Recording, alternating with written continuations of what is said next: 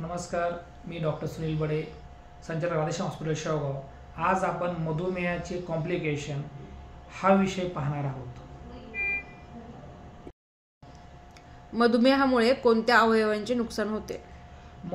अनियंत्रित मधुमेहामुळे बेसिकली अनियंत्रित मधुमेहामुळे शरीराचे हृदय, डोळे, मेंदू, किडनी, रक्तवाहिन्या, नसा या मज्जातंतू यासारख्या अवयवांचे नुकसान होते.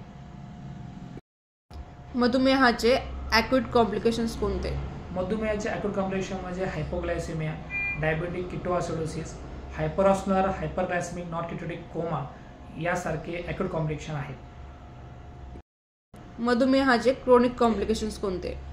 मधुमेहाचे क्रोनिक कॉम्प्लिकेशनमध्ये मेंदूचा झटका, सेरेब्रोव्हास्क्युलर डिसीज, हृदयाचा इश्केमिक हार्ट डिसीज, डायबेटिक नेफ्रोपॅथी किडनीचा आजार, डायबेटिक न्यूरोपॅथी नसांचा आजार, डायबेटिक रेटिनोपॅथी डोळ्यांचा आजार, त्याच्यामध्ये मोतीबिंदू, काजबिंदूसारखे आजार, पेरिओडेंटल रोग म्हणजे दातांचे विविध आजार, पेरिफेरल व्हास्क्युलर डिसीज म्हणजे रक्तवाहिन्यांचे रक्तधमन्यांचे आजार व डायबेटिक फूट म्हणजे पायांचे नुकसान यासारखे आजार जडतात.